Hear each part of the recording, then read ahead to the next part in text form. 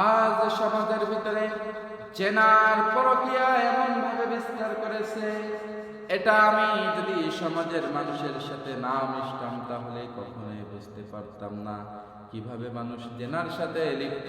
আল্লাহ রসুলের হাদিসগুলো বারবার মনে পড়ে যায়। মানুষের চোখের দ্বারাই জেনা হবে, জবানের দ্বারাই জেনা হবে, অন্তর দ্বারাই জেনা হবে, হাতের দ্বারাই জেনা হবে, পায়ের দ্বারাই জেনা হবে, অবশেষে ফিজিক্যাল রিলেশন হারাম জেনার ভিতরে মানুষ জড়িয়ে যাবে। ঠিক রাসূলের হাদিস আজকে আমি বাস্তব নিজ চোখে দেখছি। এটার ভিতরে কোনো অস্বীকার করার মতন আমার সাধ্য নাই, কারণ আমি নিজের চোখে দেখেছি ও মুসলমান কিভাবে সমাজের ভিতরে মানুষ একটা ছেলে একটা মেয়েকে প্রথমে চোখ দিয়ে দেখে, ভিতরে ভিতরে কল্পনা জল্পনা করে, চোখ দিয়ে তার দিকে লালসার নজরে তাকায়। বিবাহ বহির্ভূত সম্পর্ক ব্যতীত কোন নারীর সাথে কোনো সম্পর্ক বৈধতা নাই, কোন নারীর সাথে কোনো পুরুষের সম্পর্ক বৈধতা নাই। প্রয়োজন অনুপাতে সামান্য কথা বলতে পারে, তাই বলে ঘন্টার পর ঘন্টা আলাপ করার কোনো অনুমতি নাই।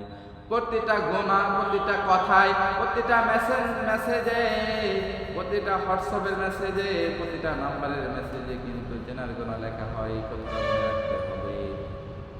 সুতরাং তুমি আর আমি মুসলমানের সন্তান হয়ে আজ যেন জেনার ভিতরে আমি আর আপনি না জড়ায় যাই। রাসূল সাল্লাল্লাহু আলাইহি ওয়াসাল্লাম বলেন, হাত দিয়ে অপর জিনিস, অপর অবৈধ জিনিসকে ধরাটা হলো এটা হাতের জেনা। পা দিয়ে অপর জেনা, অপর বেগানা নারীর কাছে যাওয়ার জন্য হেঁটে হেঁটে যাওয়া, এটাও হলো জেনা, পায়ের জেনা। অবশেষে এই অঙ্গ প্রত্যঙ্গ গুলো দিয়ে যদি আমি আর আপনি কোনোভাবে সফল হই, এই অঙ্গ প্রত্যঙ্গ গুলো দিয়ে যদি আমি আর আপনি কাজ করতে পারি, তাহলে ফিজিক্যাল রিলেশন অর্থাৎ হারাম, যেটা হারাম জেনার গুনাহ, সরাসরি অঙ্গ প্রত্যঙ্গ দিয়ে জেনা, এই জেনাটা করতে কারোর কোনো দেরি হওয়ার কথা নয়। এই সমাজে আজ আমরা এটা নিয়ে ভুগছি। স্কুল, কলেজ, ভার্সিটি, মাদ্রাসার ভিতরে ওই একই অবস্থা।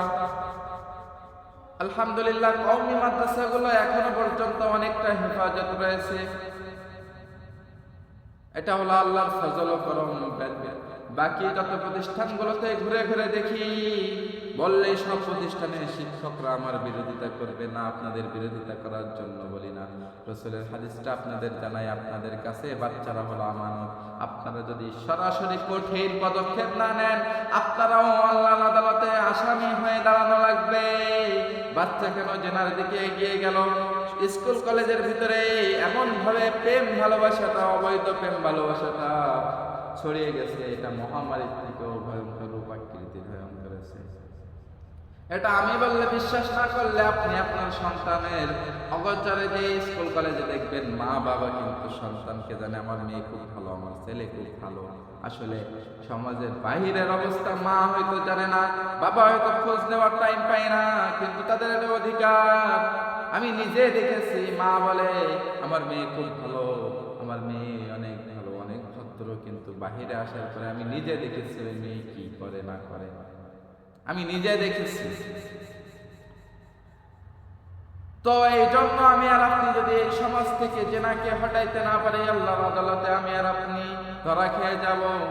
যদি কোরআনের আইনে রাষ্ট্রে বাস্তবায়িত করতে পারি, তাহলে আমি আর আপনি এই জেনার অবৈধতা যেটা আছে সেটা রাষ্ট্র থেকে আমি আর আপনি দূর করার জন্য অনেক স্বাবলম্বী, অনেক শক্তিশালী হয়ে যাব।